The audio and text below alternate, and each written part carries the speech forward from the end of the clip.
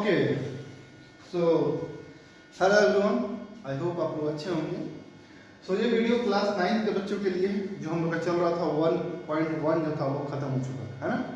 तो उसका एक्सरसाइज भी सॉल्व हो चुका था, सब कुछ हो चुका है। अब 1.2 का स्टार्टिंग है। तो देखिए इंट्रोडक्शन ऑफ 1.2 है ये, ठीक है, जिसमें हम पढ़ने वाले हैं कौन सा टॉपिक को, इरेशनल नंबर पढ़ने वाले हैं, ठीक है। ऑलरेडी पढ़ा दिया गया है इंट्रोडक्शन में 1.1 में भी, लेकिन फिर भी जो टॉपिक वाइज आपका चल रहा है उस हिसाब से चलेगा ना। तो अभी आपको 1.2 में क्या टॉपिक पढ़ना है, इरेशनल नंबर पढ़ना है और पढ़ना है कि उसको कैसे रिप्रेजेंट करें, कैसे लोकेट करें नंबर लाइन में, ठीक है। तो चलिए शुरू करते हैं। आइए, first of all irrational number क्या होता है। तो मैंने एक एग्जांपल दिया था, क्या बोला था आपसे, कढ़ाई है, सब्जी बन रहा है, क्या बन रहा है, सब्जी बन रहा है, क्या बोला था, इस सब्जी में दो ही चीज डाला गया है। हाँ, क्या बोला था, कितना चीज डाला गया हो, दो चीज, एक तो आलू है और दूसरा गोभी है। हाँ, और ये बन क्या रहा है, सब्जी।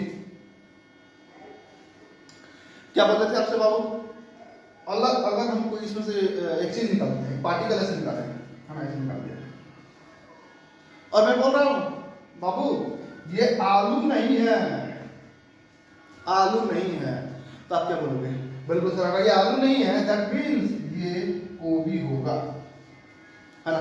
जो आप चीज निकाले हो सर, अगर वो आलू नहीं है तो गोभी होगा, क्यों, क्योंकि दो ही चीज से सब्जी बन रहा है। तो अगर आलू नहीं है तो गोभी है। यहाँ तक किसी को समझने में दिक्कत नहीं होनी चाहिए, सिंपल लॉजिक। देखो ये सब चीज इसलिए बताते हैं ताकि ना दिमाग में पिक्चराइज करें और अच्छे से क्लियर हो, ठीक। चलो समझते हैं इसका रिलेशन क्या है। देखो रिलेशन क्या है,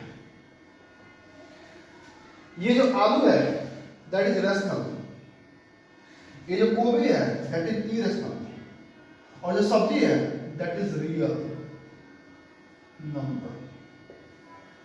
जो सब्जी वो रियल नंबर है। मैं ऐसा एक कोई पार्टी के यहाँ से नंबर निकाल रहा, क्या रियल नंबर है ना, मतलब रेशनल इरेशनल मिलाकर रियल है, जैसे कि आलू को भी मिलाकर सब्जी हुआ। तो मैंने इसमें से कोई नंबर निकाला, रेंडमली एक नंबर निकाला, और मैं बोल रहा हूँ कि ये जो नंबर मैंने निकाला है ये रेशनल नहीं है। तो आप सीधे क्या बोलोगे, सर अगर ये रेशनल नहीं है दैट मींस ये इरेशनल है, 100% है ना। मतलब क्या, आप चीज को समझते हैं। अब आइए, ये तो हो गया लॉजिकल। अब चीजों को समझिए, देखिए ये तो हो गया लॉजिकल। अब चीजों को समझिए कि मैं ये कहना चाहता हूं कि अगर कोई नंबर रेशनल नहीं है तो वो इरेशनल होगा, है ना। क्योंकि जितने भी नंबर है रियल नंबर, जो आपको रियल नंबर पढ़ने हैं, वो इन्हीं दोनों चीज को मिलाकर बना है। क्या बना है, real number, RN for real number. मतलब क्या है, मतलब ये है कि अगर वो रेशनल नहीं है तो इरेशनल है। तो रेशनल तो पढ़ चुके हैं हम लोग, रेशनल तो हम पढ़ चुके हैं ना। तो रेशनल होने के लिए क्या होना चाहिए, ये प्रॉपर्टी देखते हैं, और वो प्रॉपर्टी को कोई सेटिस्फाई नहीं कर रहा है तो वो इरेशनल हो गया, है ना। मतलब क्या है कि जो अगर कोई रेशनल नहीं है तो वो इरेशनल है। अब एक सेकंड देखिए रेशनल होने के लिए क्या था, पहला था कि P अपॉन Q के फॉर्म में होना चाहिए, दूसरा था Q should not be equal to 0, और तीसरा था P and Q should be empty, ठीक है।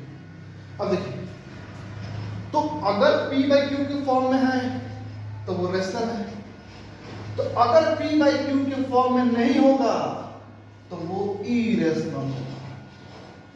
बस समझ में आ रहा है, बात समझ में आ रहा है, बहुत प्यारा सा बात है कि अगर P by Q के फॉर्म में रिप्रेजेंट कर पाएंगे तो वो रेशनल है, अगर P by Q के फॉर्म में रिप्रेजेंट नहीं कर पाएंगे तो वो इरेशनल। इसका कोई केस नहीं बनता, Q should not be equal to 0, इसका कोई केस नहीं बनता, ये रेशनल के लिए से, इरेशनल इसका कोई केस नहीं बनता। यहाँ देखिए P and Q should be integer, P and Q should be integer. तो अगर वो इंटीजर है तो वो रेशनल है, अगर इंटीजर नहीं है तो वो इरेशनल है। क्या बोलना चाहते हैं, ध्यान सुनिएगा, अगर वो इंटीजर है तो वो रेशनल है, अगर वो इंटीजर नहीं हुआ तो वो इरेशनल। दैट मींस अगर आपसे कोई पूछेगा कि इरेशनल नंबर क्या हो सकता है, तो सबसे इंपॉर्टेंट चीज पहले क्या है कि इरेशनल नंबर अगर कोई है ना तो सर वो P अपॉन Q के फॉर्म में नहीं हो सकता है। अगर P by Q के फॉर्म से रिप्रेजेंट कर भी दिए तो सेकंड इंपॉर्टेंट कि P और Q इंटीजर नहीं होगा। बात समझने की कोशिश कीजिएगा। मतलब क्या है, अगर p बाई क्यू के फॉर्म में होता तो वो रेशनल के फॉर्म में आता, तो पहला तो p बाई क्यू के फॉर्म में नहीं होना चाहिए, तो अगर नहीं है तो इरेशनल है, मतलब उसे फ्रैक्शन के फॉर्म में नहीं लिखा जा सकता है ना, तो वो इरेशनल है। अगर कहीं लिख दिया गया गलती से, रिप्रेजेंट कर दिया गया, जैसे मैं आपको समझाऊंगा कैसे रिप्रेजेंट करते हैं, फ्रैक्शन में भी रिप्रेजेंट कर सकते हैं इरेशनल, जैसे कि मैं √2 अपॉन √3, ये एक इरेशनल नंबर है कुछ प्रॉपर्टीज के थ्रू, पर समझेंगे हम। अगर हमें कर दिए तो वो दोनों के दोनों इंटीजर नहीं होने चाहिए, अगर वो दोनों इंटीजर नहीं है तो वो इरेशनल है, बस समझ आ रहा है। अगर रिप्रेजेंट कर दिए और वो इंटीजर है तो फिर वो रैशनल का कंडीशन बन गया, है कि नहीं, बात समझ आ रहा है बिल्कुल। अब देखिए ये तो हो गया नॉर्मल, ये तो हो गया नॉर्मल केस जो इरेशनल नंबर के बारे में सबको जानना जरूरी है। इसके अलावा दो और इंपॉर्टेंट पॉइंट होता है, एक रूट वाला बात होता है। रूट वाला बात क्या है, जैसे कि रूट में अगर 25 लिखते हैं ना तो इसका मतलब 5 हो और ये रेशनल मतलब ऐसा परफेक्ट, ये क्या है परफेक्ट स्क्वायर रूट है, मतलब परफेक्ट स्क्वायर नंबर जो होता है वो रैशनल में आता है। जो नॉन परफेक्ट होगा, लेट्स से मैं कहता हूं 26, तो ये इरेशनल हो जाएगा। ध्यान से देखिएगा, ध्यान से देखिएगा, अगर कोई नंबर √m में है, किसमें है बाबू √m में हो यार, m is equal to n square, ध्यान से देखिएगा, अगर रूट में m लिखा हुआ है where m should be represented in form n square, then it will be a rational, तो वो क्या होगा, तो वो एक रैशनल नंबर होगा।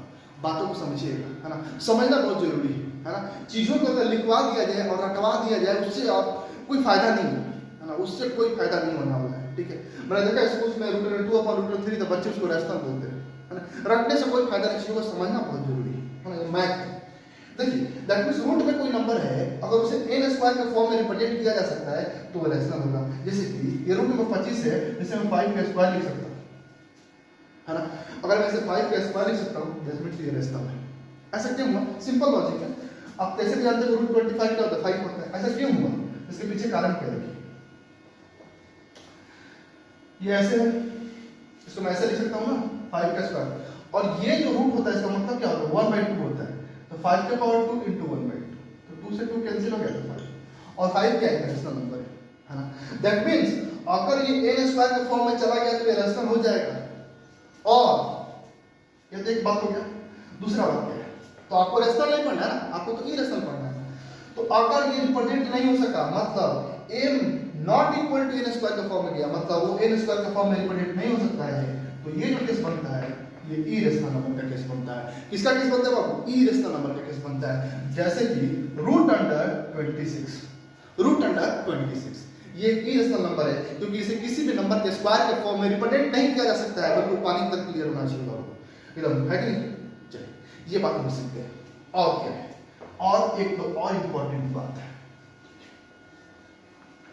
देखिए इससे क्या पता चला कि जितने भी नंबर जो रूट में परफेक्ट नहीं बनाते हैं स्क्वायर के फॉर्म में, वो सबके सब इरेशनल है। जैसे कि √2, √3, √5, √6, है ना, √7, √8, √10, है ना, ये सबके सब क्या है बाबू, ये सबके सब क्या है, ये सबके सब इरेशनल नंबर है क्योंकि इसे किसी भी संख्या का स्क्वायर के फॉर्म में नहीं लिखा जा सकता है ना। तो पहले तो ये बात क्लियर हो गया, ठीक है। और बहुत सारा कंट्राडिक्शन उसे क्लियर करते हैं, इसको नोट डाउन कीजिए पहले।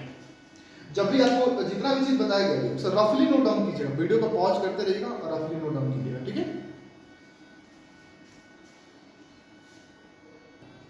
ओके, सो ठीक है। अब देखिए, तो ये तो केस खत्म होने का, अब क्या बचा है, अब देखिए एक इंपॉर्टेंट चीज बचा हुआ है, ये वाला non terminating and non repeating.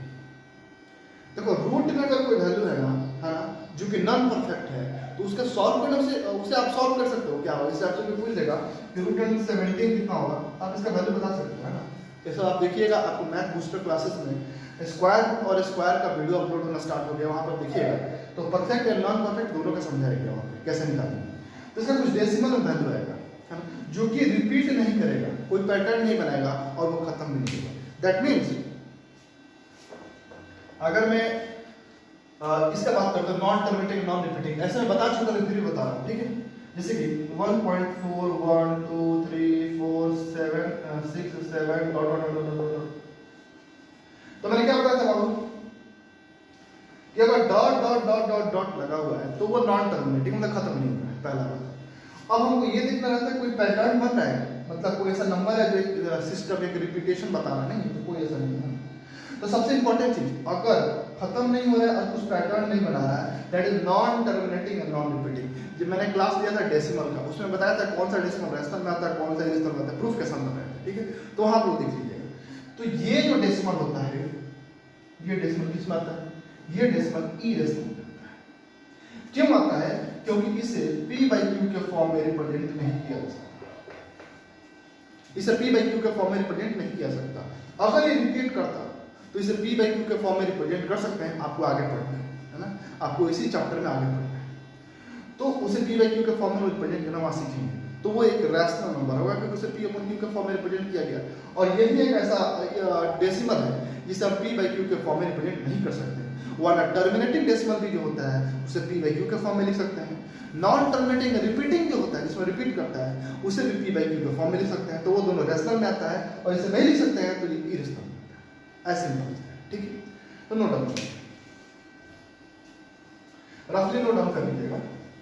देखो अभी भी जो भी थ्योरी अभी हुआ है ना, इनडायरेक्टली जो आपको रफली समझाएंगे, सबसे तो थ्योरेटिकल पार्ट है कि इरेशनल नंबर क्या होता है। तो सीधे बात है, जो रैशनल नहीं है वो इरेशनल है। रैशनल के प्रॉपर्टी को जो सेटिस्फाई किया वो रैशनल है, सेटिस्फाई नहीं किया तो वो इरेशनल है ना। इरेशनल होने के लिए क्या क्या चाहिए? दो तीन प्रॉपर्टी बताया गया। एक तो आपको रैशनल का प्रॉपर्टी सेटिस्फाई नहीं करना चाहिए। दूसरा क्या बताया गया? रूट वाला बात बताया गया कि रूट में जो परफेक्ट वाला जो बात होता है तो वो रैशनल हो जाता है, नॉन परफेक्ट होता है तो वो इरेशनल हो जाता है।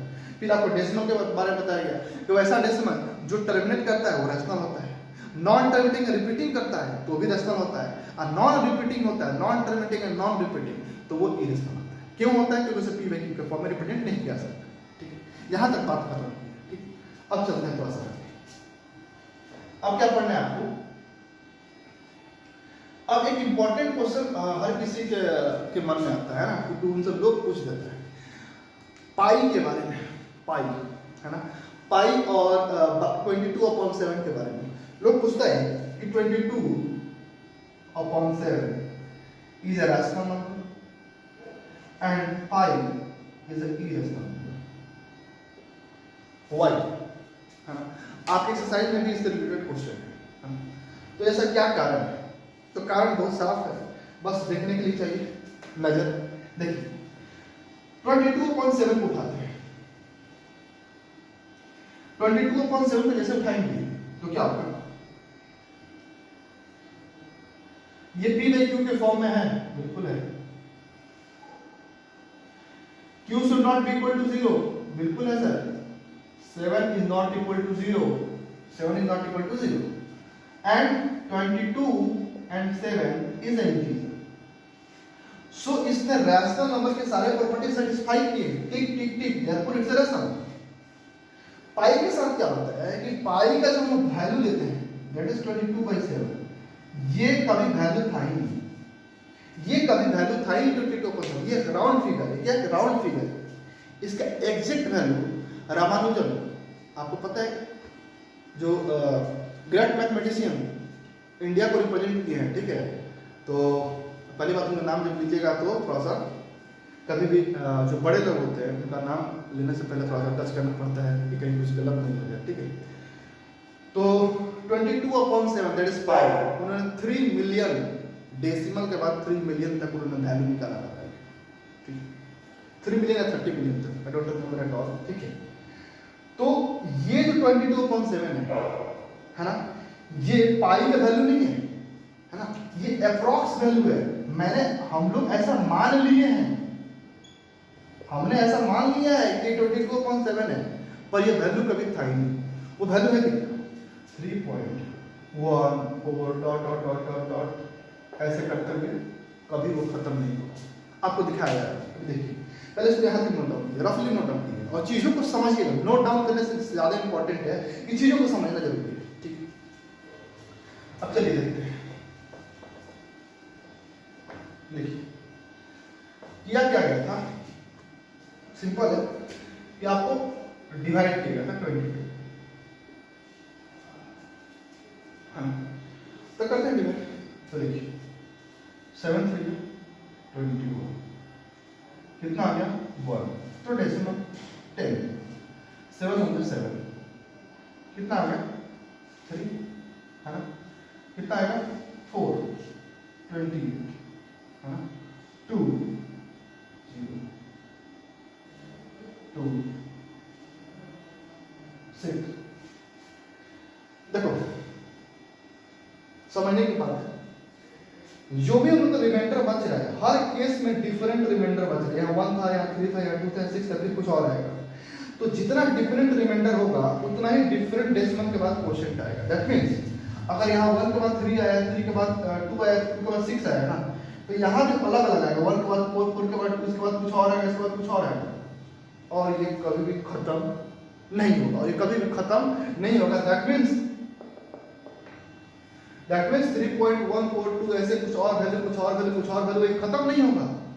ये बताइए ऐसा कोई भी डेसिमल जो खत्म नहीं होता वो कौन सा होता है? तो सर वो जो खत्म नहीं होता है वो नॉन टर्मिनेटिंग होता है, आपने बता चुके हैं।